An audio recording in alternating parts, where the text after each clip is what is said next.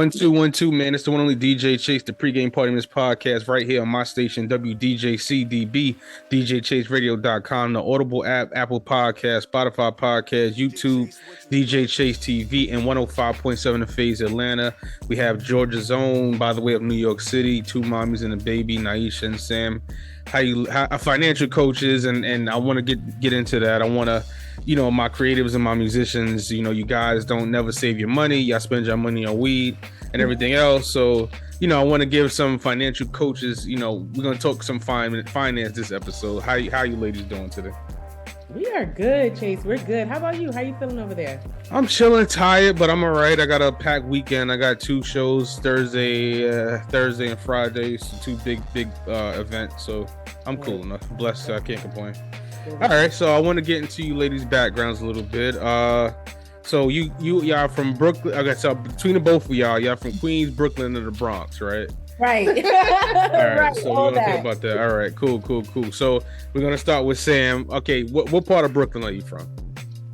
I grew up in Bed-Stuy, but I ended up in East Flatbush, so that's kind of where I'm from. But yeah, definitely Bed-Stuy before people lived in Bed-Stuy. Got you. And Miss Nyesha, what part of the Bronx and Queens do you represent? So I was born in Jamaica, Queens, raised in the south side of Bronx, BX all day. I still rep BX. Put your right hands up, put your left hands up. Hey. You know it. Yeah, for sure. Yeah. And I want to get into this because Georgia and New York is a big difference. What made you two transition to living in Georgia? Well, definitely cost of living. Your money can stretch. So we were saving up for a house in New York. So for us to move to Georgia, it made it a lot easier. So we didn't have to worry about down payment because we already had that because the house is pretty much half the price. Pretty much. And for myself, I just wanted some peace and quiet. I worker always hearing sirens, dollar cabs beeping, people outside the window. I just wanted some peace and quiet, some grass. I could walk barefoot in my grass, Chase. Can you believe that? Okay. Enjoy. Nothing like that. Listen, it is what it is. And the reason why I asked, because, the New York public school system, especially New York, is not really, New York is not small business driven. It's corporate business. It's here. Did you two have any, I'm asking because I really don't know. So did you have any background in business or any formal education in business? Yeah, I went to school for business management and marketing in Georgia. So my school is actually in Georgia. So I'm saying before you moved there, you went there for that? Before I moved. Before you officially moved to Georgia, you had formal training? Yes. Copy. Now, in terms of financial literacy, what motivated you to want to learn it? What inspired that? What sparked that drive to want to teach and coach financial literacy? Well, I realized no matter what you do in life, you always need to know how to handle your money. And most people don't. A lot of people focus on making money, but they don't realize they got to focus on what they do with it when they got it. So.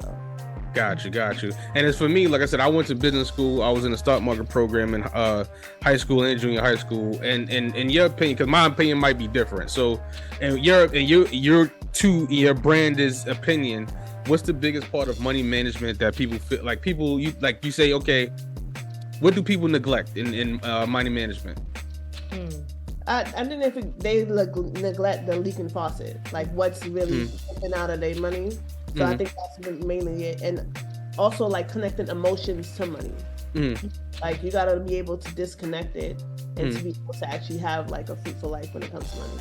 I'd love to hear that. I think people are afraid to ask for help, specifically in the Black community. People want to hide, be embarrassed.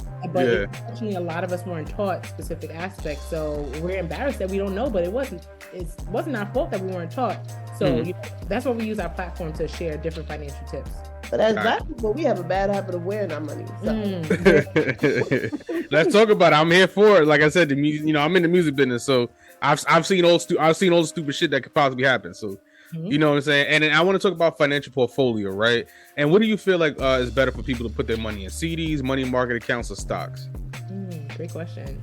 Well, it depends on what the use of your money is for. If you need it as far as within the next couple of months, you want to put it into as far as a money market so you can have access to it.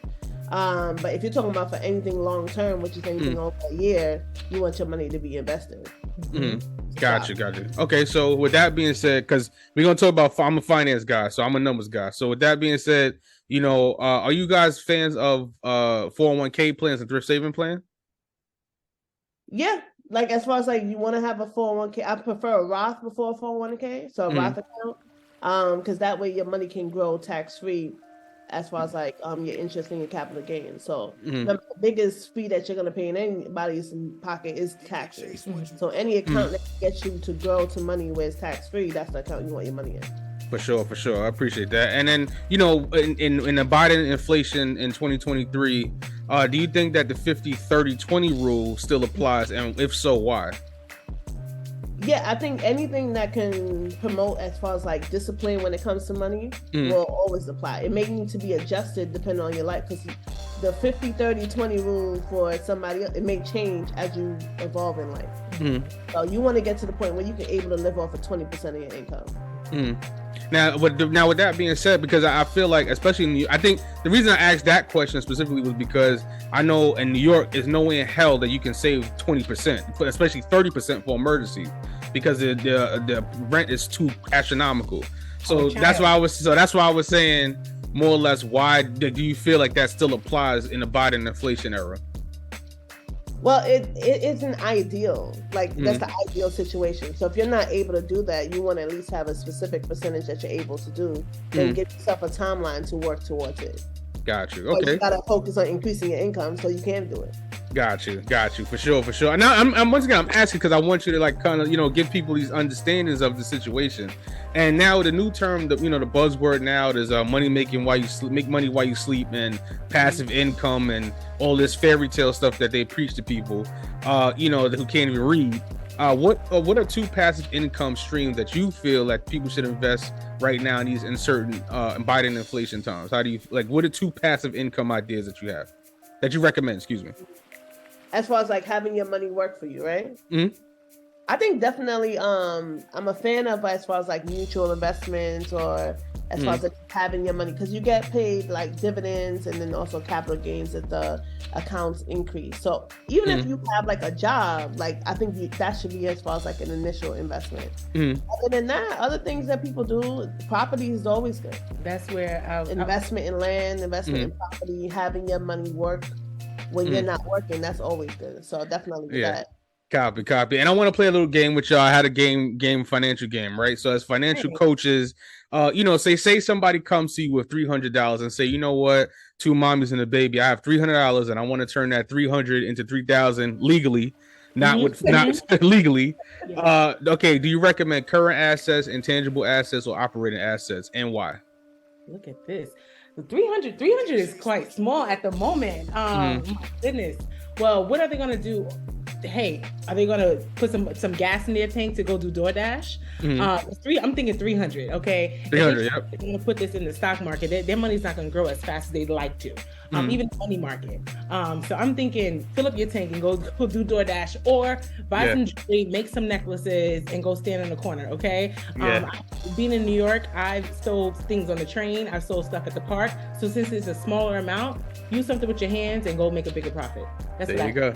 I say invest percentage and then do what you need to do with the rest. Once again, there's no right or wrong answer. It's the answer that you choose. So there's no right or wrong answer. So my answer might be different. So what's your answer? I'm curious. Diversification is always key. 300. I'm a intangible asset guy. So social media is the way to make money. You can make money real quick on social media. So I'm in that period. So I do that in my sleep. 300 is, I can do that in 4 days. I can do that. So that's easy for me. Now, with that being said, now, do you guys recommend credit cards or checking accounts? I would say credit cards, because you're using other people's money. However, you have to if you're not paying it off in full, at least pay off the amount so you're not paying interest on the account. And I did this for my wife. She always say, don't tell people you learn from me, but I did. Like I would say, okay, I got my first credit card, my balance, my limit was $300. I remember that. And eventually over time we kept paying the Capital One about 13 years ago, and just keep paying it, and your credit's going to increase, and then they'll give you more money to use. So be like, hey, I'm going to use this money on this credit card, pay it back, and then my credit is going to increase, and I can get another card with more benefits. So that's how you milk in the system in the legal way. There you go. See how that's the answer I was looking for. And with that being said, now we're gonna get hit with the whole like dying without insurance, leaving your loved ones with the bill, and many musicians and creatives are just passing away left and right. They don't even own their masters, so they can't even pass that on. So I want to get into this, right? So I'm a fan of term and universal life insurance. So those are the ones I like. Mm-hmm. So can you explain what term life insurance is? Absolutely. Yeah, term insurance is always for a period of time. So usually when you have, as far as like whether it's universal or whole, it's still for a period of time. So if you're over the age of 100, you don't have insurance. So if you're too long, you ain't having it. But term is for like a certain amount of period of time. So it's for like the immediate time when you need the most income. Because during that time, whether it's 20 years or whether it's 30 years, that's the time you're accumulating wealth, having your money grow. So you should be doing two at the same time. You want to make sure you have term and investments. Got you. And you ladies do now the insurance that you sell, correct? I just asking so my listeners can know. The ones you sell is like no medical exam required, correct? No, it depends on as far as like how much coverage they are looking for. So there are applications where you don't need a medical exam and you can apply there, but it also depends on how much coverage. Right, because the company not going to give you $1 million if they don't check your medical. But if someone say, hey, I'm just going to get $150,000, $200,000, their age and past medical history, then they most likely would be approved. But of course, everything is based off of medical history in the background. Got you. I like that. And what's a good premium you say people should pay a month? Like what's is there such thing as like too much premium or too high of a premium to pay? Or I think it's what you can afford. Right. Like it also depends on what you need it for. Like if you need, as far as like, let's say you have a mortgage, you want to make sure it can cover any mortgage or assets that you have. You want to make sure it covers any debt that you have. If you have kids that want to go to college, you want to make sure it covers that, and to leave money to have generational wealth. So it also depends on like what you want it to cover. Outside of that, make sure you can afford it. Because you don't want to get something and not be able to afford it and then lose it, and then your insurability changes. Gotcha. When your insurability is? Like pretty much like, let's say you have the insurance, you let it lapse, and then you get sick, you're no longer qualified for insurance, depending on like what that sickness is. So you want to make sure, get it when you're young, or just get it when you can get it. Got you. Appreciate that. And is there like a good like cash value? I mean, you kind of answered it a little bit, but it's like with cash value insurances. Can you explain what cash value is in life insurance? Can you explain that? Yeah, well, cash value is associated with, as far as like, it's a way to have, as far as like money being accumulated and attached to an insurance policy. So kind of like you giving money to a company for it to accumulate and not attach an insurance policy. But cash value is not necessarily there to accumulate wealth. So if you want to accumulate wealth, you want to go to as far as like have your money being invested rather than in the insurance. Gotcha. And just really quick, a lot of people don't realize when they get a cash value, because that is being promoted a lot on social media right now. Sometimes these people who are promoting it are not even life insurance agents. We are fully licensed, so we try to share the real information. You can get a cash value policy, absolutely, but if you look at the terms and conditions, which is the fine print at the bottom, people, I'm going to go borrow this money in the next 2 years. One, you can't borrow from a cash value policy in 2 years because the money doesn't begin growing to the 4th year. As well, if you borrow from that policy, they charge you 8% interest on a loan. So it's a loan on your own money. 6 to 8. Sorry about that. 6 to 8% interest on that money. So one, you gotta wait 4 years for your money to grow, and then you probably got $1,000 in that policy, and you got to put an extra 6 to 8% interest. It's like, are they robbing your money or are they giving you the money? So you have to look at the terms and conditions. Gotcha. I appreciate that. And what's a good age you feel like, we're in our 30s, and especially the Gen Z, they're afraid of money for whatever reason, so they think money is evil. So like, what's a good age to start a life insurance policy? Every age. So when the child is born, you should start a policy for them. Absolutely. And it's because health is a factor. Health is something you may or may not be able to control. So that's something you want to make sure. Because if you get a child and let's say as far as like they're fine and they're healthy, like if you develop something after your insurance is in fact, you're still covered for insurance. Okay, cool. Also, as far as like another factor. And then I like to say, you know, of course, with children, you get their insurance policy on them. If something were to happen, unfortunately, things happen to everyone at every age. You're able to pay for the homegoing services. You do not have to ask family and friends for a GoFundMe. You know, and then last, I am a lover of therapy. And something happened to my child as a mom, I know I'm going to need therapy every other day. My therapy sessions cost $150. Okay, Chase. So, if I had the life insurance policy, that can help cover therapy. So you have to think about it in a strategic way. For sure. And now, as a musician, as an independent musician, somebody who owns a company, as somebody, you know, the health insurance is ridiculous in New York for small businesses. Now, as somebody who gets paid in electronic payments, Cash App, PayPal, and cash, you know, it's impossible to get the W-2s, but Cash App is working on it, PayPal's working on it. You know, how would an artist or independent creative get a life insurance policy without a W-2? Can you get a life insurance policy with a 1099 or? Absolutely. Yeah, you just need a bank account. Yes, you just need a bank account, not a credit card or a debit card. And not a cash card. You need a bank account. Yeah. There you go. Yes, a bank account. Yep. Got you. Now, most musicians, they don't even own a copyright. So with that being said, we spoke about that. I touched on a little bit earlier. You know, what are some, like, do you think wills are good things? Or you think, like, you know what, do you feel like a savings account and just life insurance policy is good? I think everything is important. So, like, but having a will is also very important because you want to make sure that you don't have to go through the court system for your family to get your money. So, having a will and saying who you want your will, and make sure keeping your will up to date is important. So you can have one, but you wanted to make sure don't have that ex-wife that you don't want to have your money on there.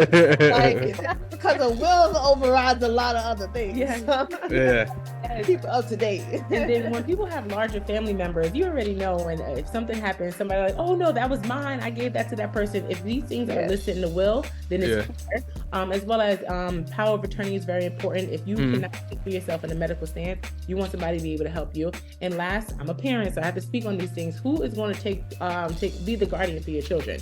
What if grandma and grandpa is not, you know, in the health condition to do that? Or what if they don't live in? Okay, so when you set up your will, you'll also have a portion, well, based on the will set up, you'll have an area where you're saying, if in the event of my death, who will be that person that's going to take care of my child? And of course, we have godparent, you know, we put those terms out there, but you have to really choose someone that you really believe will take the care that you want.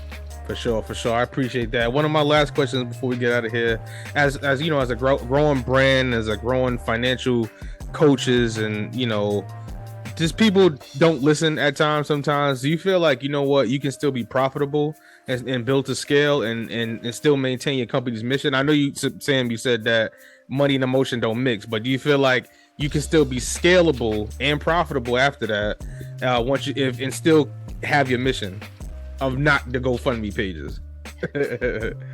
Yeah, no, definitely. We can definitely, as far as like be that. But like one thing I also like want to say is that just doing something is better than nothing. Like doing something is better than nothing. And I feel like sometimes we hesitate because we feel like we don't have enough money. But you can open up a mutual fund with $25. So everybody, there's a teenager that got $25. So somebody got So it's like you really want to make sure, like sometimes we hear information and we're like, oh, we're not ready yet, or that's not for me.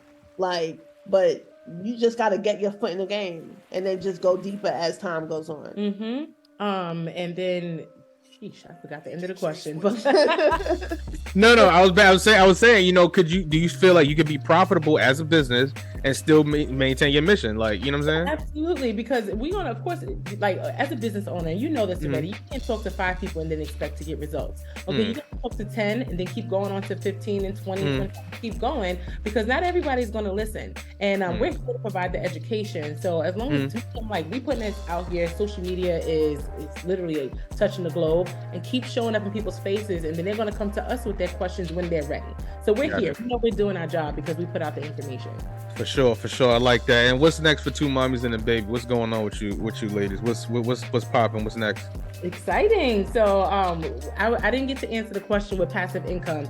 We had an Airbnb and then now we live in our home now. So we're gonna get another Airbnb before the summer. I'm excited about that. And then also Sam is going to be getting her loan officer license. So she'll be able to help people get their loans when they get their get their home.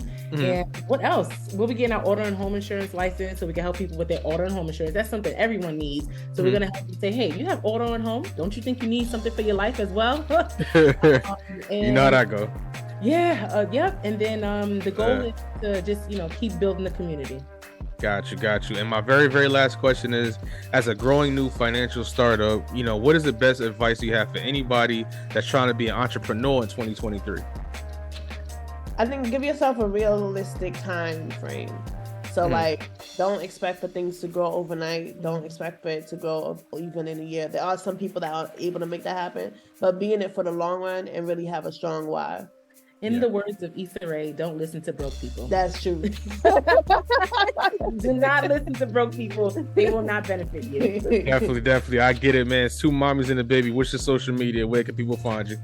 Two Mommies and a Baby, TWO, Mommies and a Baby on Instagram, Nyesha Davis Williams on Facebook, Nyesha Davis on LinkedIn, and we are here for the community. Yeah, you know this, man. Two Mommies and a Baby, Georgia financial coaches, Nyesha and Sam. Thank you for coming on my platform. We'll just be aired on 105.7 The Phase in Atlanta, my station, DJ Chase Radio. So thank you for coming on once again. It's DJ Chase, the Pregame Party Miss Podcast, right here on WDJC-DB, DJ Chase Radio, Audible app, Spotify Podcasts, and Apple Podcasts. Yeah. Yes, thank you.